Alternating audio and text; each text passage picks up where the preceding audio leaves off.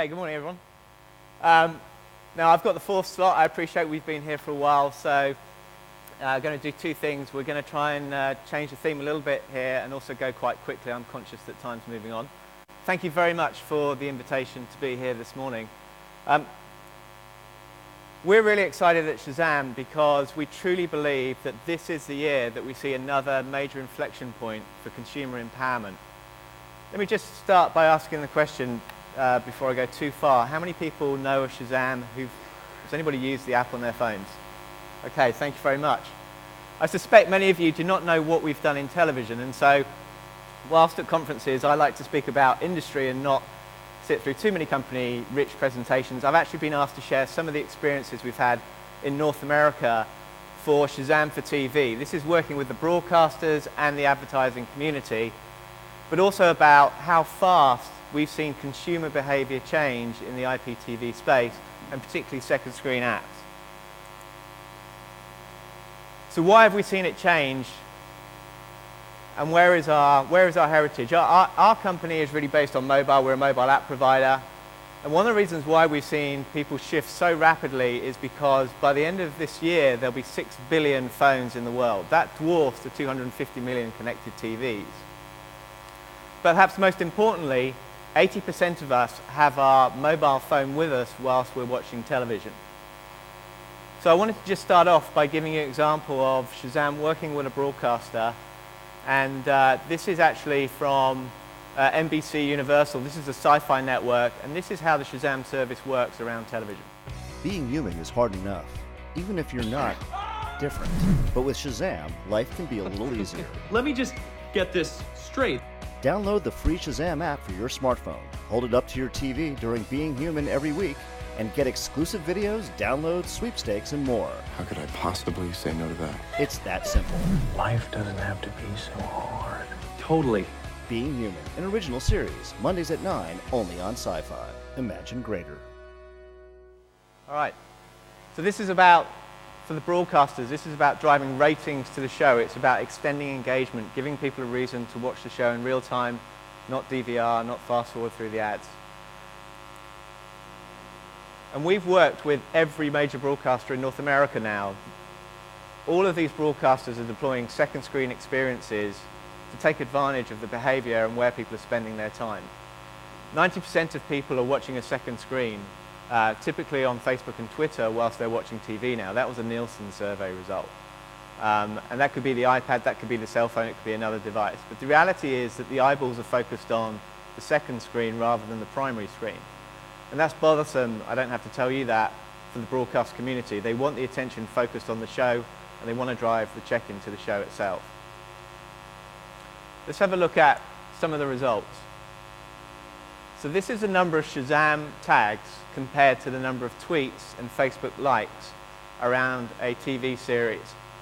This is happening right now. People are picking up their mobile phones and they're interacting with the TV show itself. Now, from within Shazaam, you can tweet, you can post onto Facebook, you can look at the show content itself. It's a dramatic shift in people's experiences. But whilst you'll hear over the next 3 days a lot about second screen applications in the context of TV shows, I wanted to talk about advertising, because when you think about it, if you're an audience of a TV show, you have some interest in watching that show. The broadcaster just has to incentivize you to engage and go deeper. But if you're sitting in the living room, you may have no affinity to interact with an advertiser. So that's a tough challenge.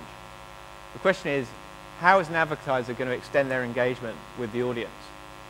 So first of all, why would you engage? You want to find more information? You want to purchase the product?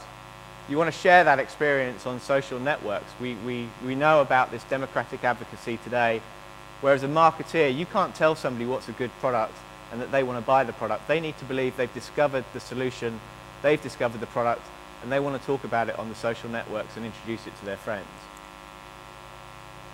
Or they want to receive a voucher onto their phones or another promotional offer.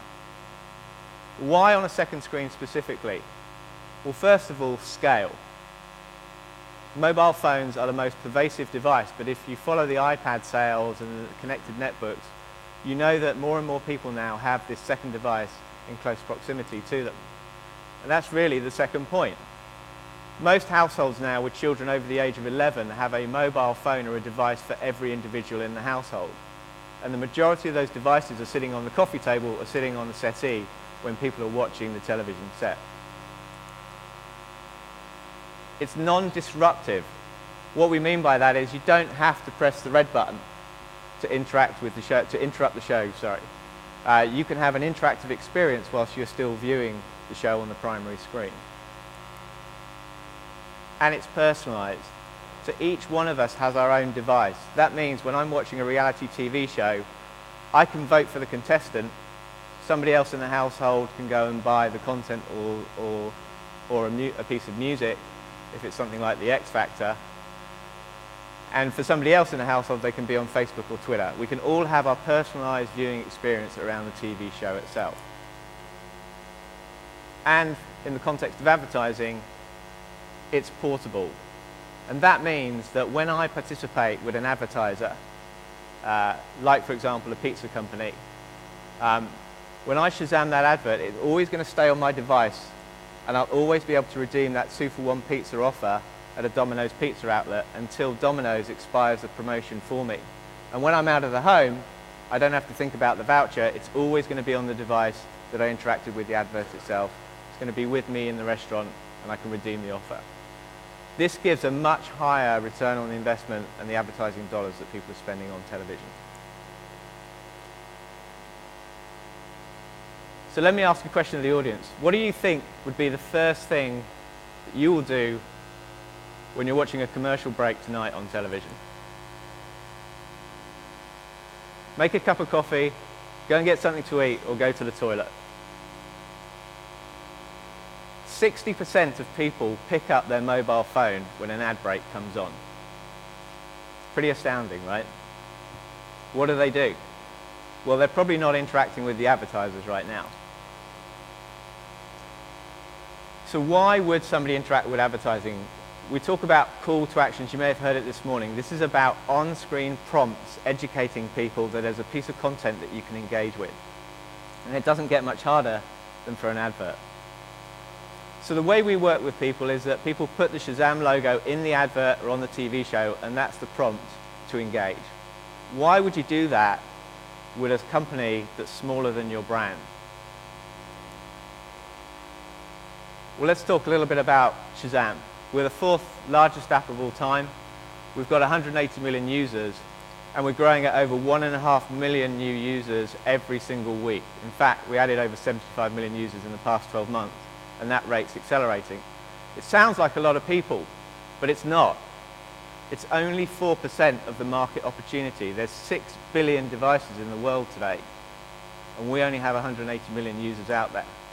So these growth rates are phenomenal growth rates, but there's a huge opportunity for everybody here in this room to embrace this in terms of your own strategies. What surprised us, though, was that 45% of our audience actually Shazams a television show every 7 days. Quite incredible. So I'm going to show you an example of the advertising solution. This is where the event organizers hate me, because you can pick up your phones and you can Shazam this if you want to. Why would I possibly want to engage with a stain removal stick? And this is the reason. So tell me about yourself. Well, you know, I'm an organized person, somebody who does not leave details out. I'm actually very, very good with groups. Group work. I've surpassed all my goals, my previous position, my prior job, and your competitor. My personnel under me have surpassed their own goals. Oh. Get famous at mytalkingstain.com. All right, quite a tough challenge, and extremely well executed by Procter & Gamble there.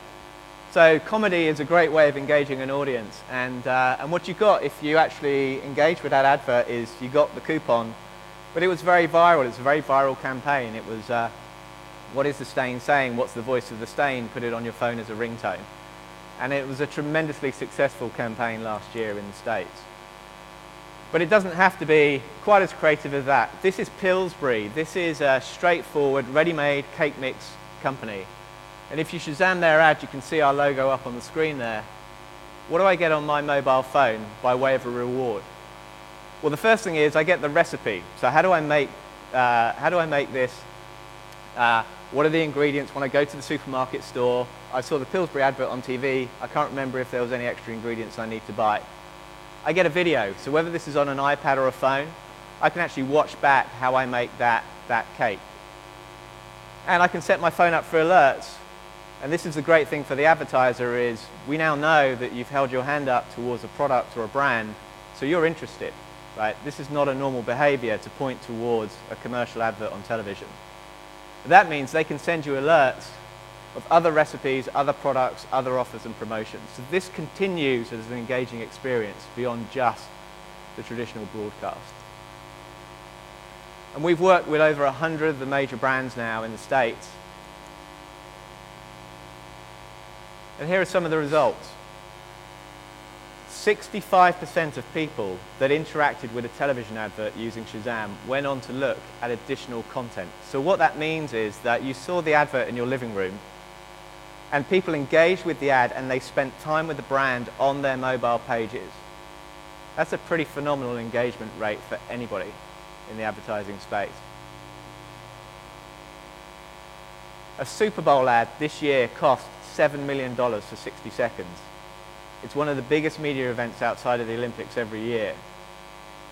Half of the advertisers this year Shazaam enabled their ads. That meant they put the on-screen call to action during that $7 million spend, and they took the risk of diverting people's attention away from their primary brand message to a third party. In this case, it was ourselves.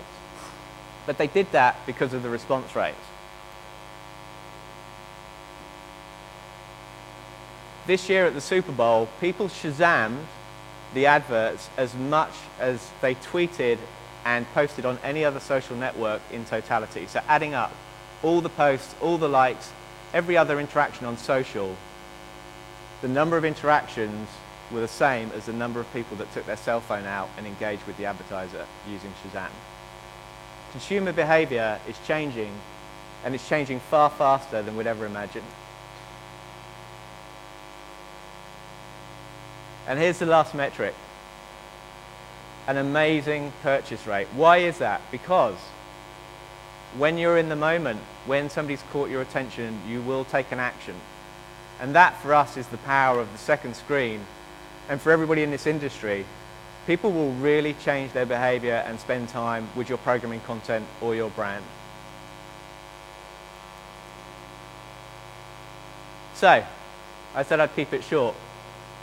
This is why we believe this is such an important year for this conference. That's why we're so pleased and excited to be here today. Most importantly, the consumer is changing their behavior far faster than we'd possibly imagined. And we think that the next inflection point in consumer empowerment is right now. Thank you very much. Do you want to do a quick question? Do you want to do a quick question? Sorry? Do you want to take a quick question? If there's any questions. Any questions from the floor?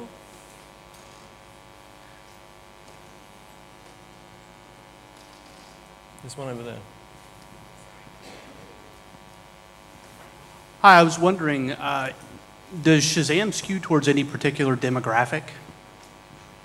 Yeah, most people, that's a good question. Most people believe, because of the music service for Shazaam, that our demographic is 16 to 24-year-olds. But actually, we followed the demographic of the smartphone user. So we have a normal distribution curve that starts at age 11, finishes at age 70. The mid-tier point is really between 20 and 45 years of age.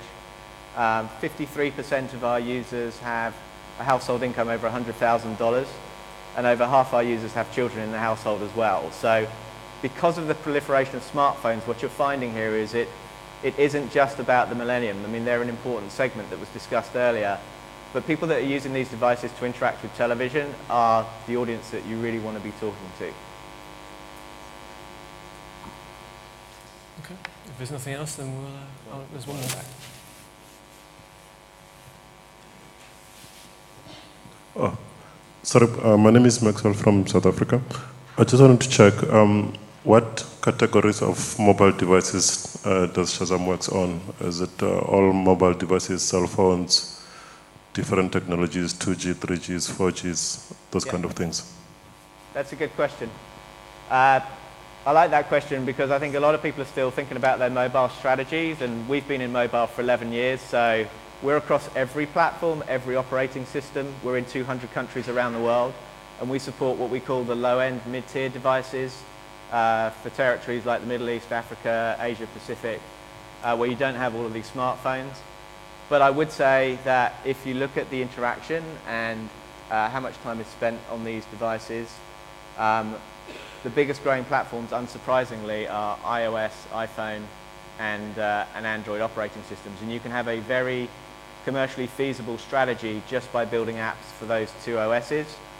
If you ultimately want to get to the mass audience and run events like the Super Bowl, then you need to be across, as many or as a high proportion of the population as possible, and that means you have to go more pervasive in terms of the operating systems. But you can get started in a very simple way, which I think many people have done already here.